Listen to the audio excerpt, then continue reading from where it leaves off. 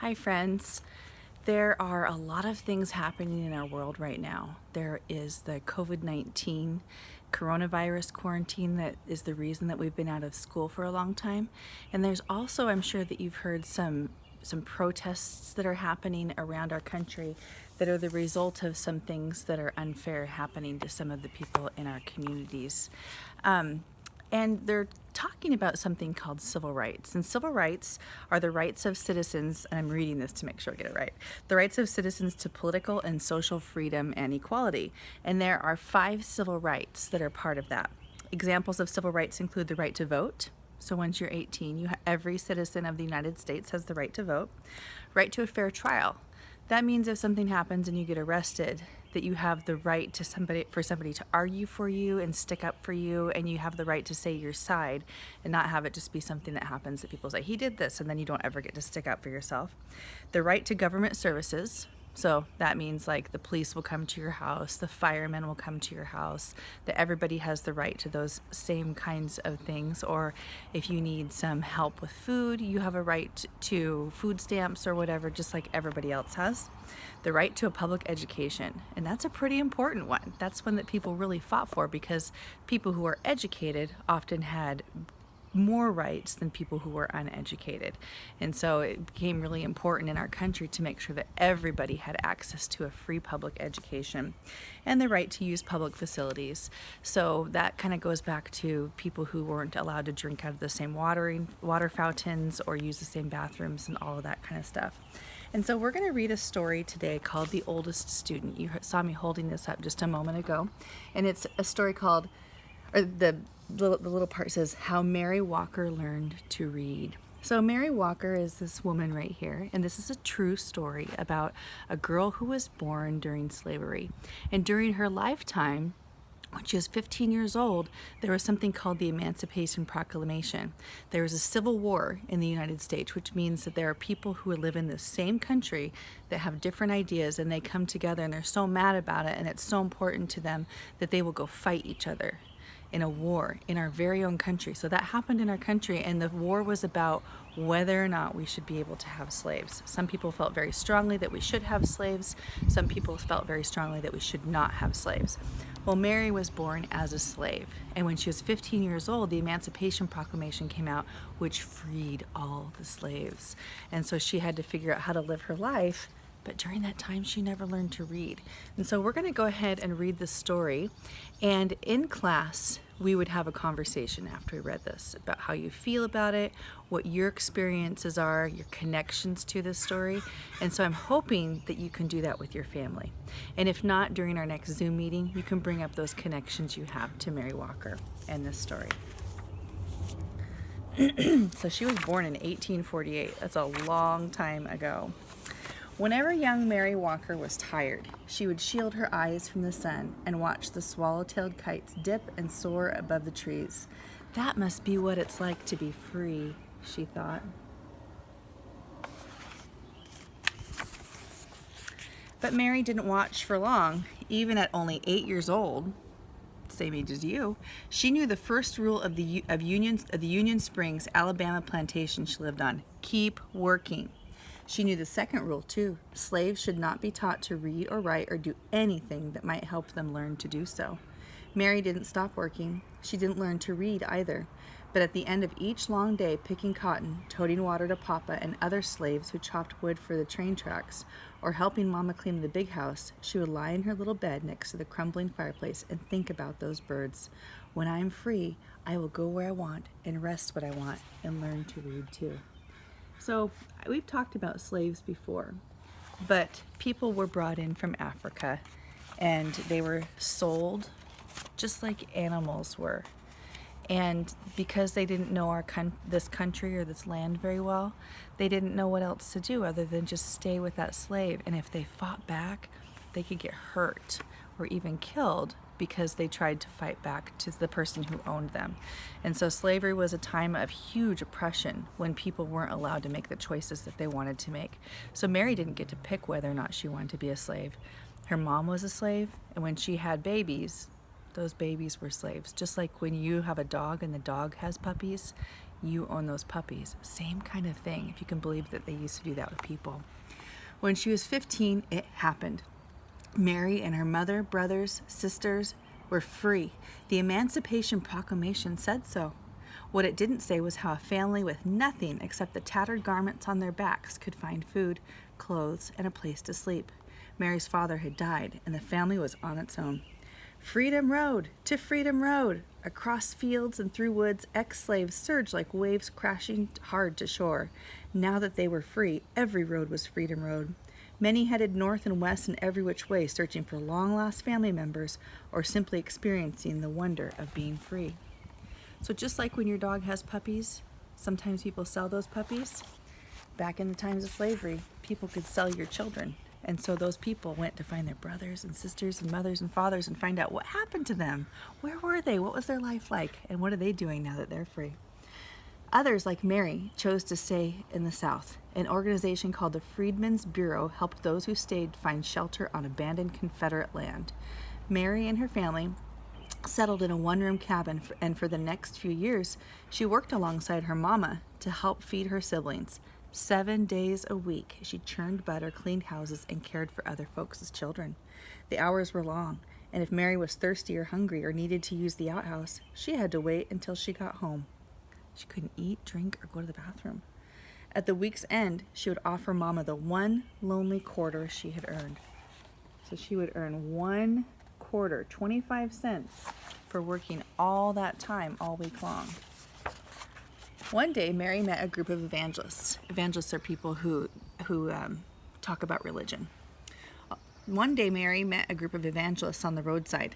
A woman with soft wrinkles on her kindly face placed a big, beautiful Bible in Mary's hands and told her, "Your civil rights are in these pages." And you remember we just talked about civil rights. Mary didn't know what civil rights were. She only knew that top to bottom, front to back, that book was filled with words. "I'm going to learn to read those words," she vowed, "but not today." Today there was work to be done. And tomorrow too. When Mary got married, she and her husband worked as sharecroppers. That meant renting someone else's house, using someone else's tools, and planting someone else's seeds to farm land they would never own. After they harvested the crops, almost all the money they earned went to pay for the housing, tool, and seed costs. Mary was 20 years old when her first son was born. She opened her Bible and marveled at the squiggles inside. There had been no time to learn to read. A friend wrote Mary's son's birth date in the Bible, August 26th, 1869. Then Mary dipped a pen into an inkwell and made her mark beside it. Not a letter, not a name, just a mark. It was the best she could do. So she couldn't write her own name.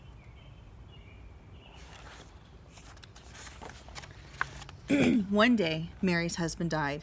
She married again, and a second son was born, and a third. Mary made marks for these sons too. Now she had 3 growing boys. More money, that's what we need, Mary thought, but the only other jobs available to black women were as maids, nannies, or cooks.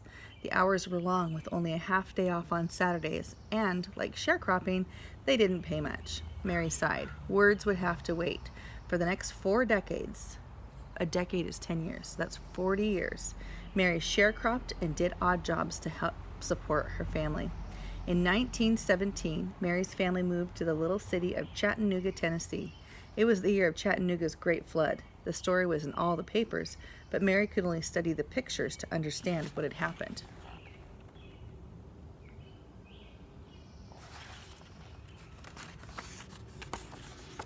By now, Mary was 68 years old and too old to sharecrop, but she continued to work, cooking, cleaning, and babysitting. She also fried fish, baked cakes, and sold sandwiches to raise money for her church. On Sundays, she would sit in the congregation. Congregation is the word for the crowd of people at a church. And as the preacher spoke, she would clutch her family Bible, the Bible she still couldn't read. When Mary was well past 90, she and her husband sat in their creaky rockers while one or other of their sons read to them. After the 2 younger boys died, the eldest read. Then Mary's husband died. Several years later, her eldest son died too. He was 94 years old. Mary had outlived her entire family. She was 114 years old and all alone. "Can't read," she said. "Can't write. I don't know anything." Mary stood at the window of her retirement home and gazed down at the world below.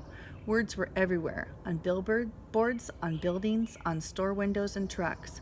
She sighed. "All this time," she thought, "and they still look like squiggles."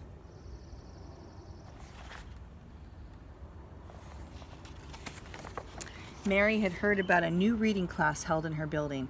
She pursed her lips. No more waiting, she decided. Time to learn. Out of her apartment into an elevator and down to the lobby she went. When the elevator doors sprang open, Mary saw people sitting under a sign with a picture of an open book. She could not read the words. A neighbor walked up to her. "That's a reading class, Miss Mary. Can I help you over?" Mary shook her head. Then she gripped her cane, lifted her chin, and walked straight toward that sign. She is determined. For the next year and more, Mary put everything she had into learning to read. It wasn't easy. After all, she was the oldest student in class and probably in the entire country. Could someone her age even learn to read? She didn't know, but my goodness, she was going to try. And this is a part where I think you will connect. She studied the alphabet until her eyes watered. She memorized the sounds each letter made and practiced writing her name so many times that her fingers cramped. She learned to recognize sight words and then challenged herself to make short sentences with them. She studied and studied until books and pages and letters and words swirled in her head while she slept. Look at that, she's practicing writing her name. One fine day, Mary's hard work paid off. She could read. Word of her accomplishment traveled, and people everywhere celebrated with her. Chattanooga's mayor, newspaper journalists across the country, and a man from the U.S. Department of Education who said, "Mrs. Mary Walker, I pronounce you the nation's oldest student." Everyone shared in her joy. Mary felt complete. She still missed her sons, but whenever she was lonely, she read from her Bible or looked out her window and read the words on the street below. Do you remember that, when the world all of a sudden became a place that you could read everything? From then on, Chattanooga's honored Mary's achievement with yearly birthday parties. In 1966, President Lyndon B. Johnson sent well wishes on Mary's 118th birthday. And in 1969, President Richard Nixon did the same. Mary was now 121 years old. My goodness. Mary received many gifts over the years: a radio, a sofa, her very first television, a new Bible, the key to the city, and perfume and champagne from the Canadian Mounties. She also received something that brought back those long days in the Alabama cotton fields, her first airplane ride. From the cockpit window, Mary gazed at the trees and rooftops below. No different than a horse and buggy ride, she joked, but she knew it was. As the airplane dipped and soared like those swallow-tailed kites of long ago, Mary decided that flying was a lot like reading. They both made a body feel as free as a bird. Each year before her birthday celebration came to an end, someone would whisper, "Let's listen to Miss Mary." The shuffling and movement would fade away until not a sound was heard. Then Mary would stand on her old legs, clear her old throat, and read from her Bible or her school book in a voice that was clear and strong.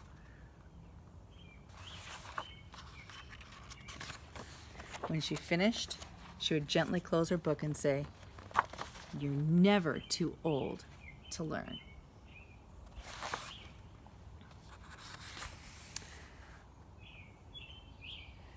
So she died when she was 121. She could still see and hear well. She could still hold a pencil and write her name. She could walk, and she could still sew beautiful bonnets and bake cakes. So even at 121.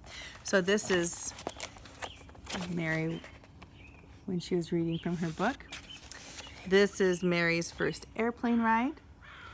This right here is Mary being feted on her 99th birthday. So that's celebrated.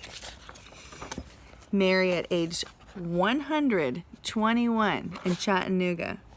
Mary reads to her teacher, Helen Kelly. And then Helen Kelly presents Mary with her first graduation certificate, which declares that she can read. So that's pretty amazing, isn't it? It's powerful being able to read. And I hope that you were able to connect to that. I'm going to close by saying you are important. You are a child, but you have thoughts and feelings that are important and valid. There's no reason to think that they're less important than anybody else's. You are loved, and I see you, and I hear you. And if you want to tell me any of your stories, I'm here to listen to you. I love you, and I hope you have a beautiful day. Take care.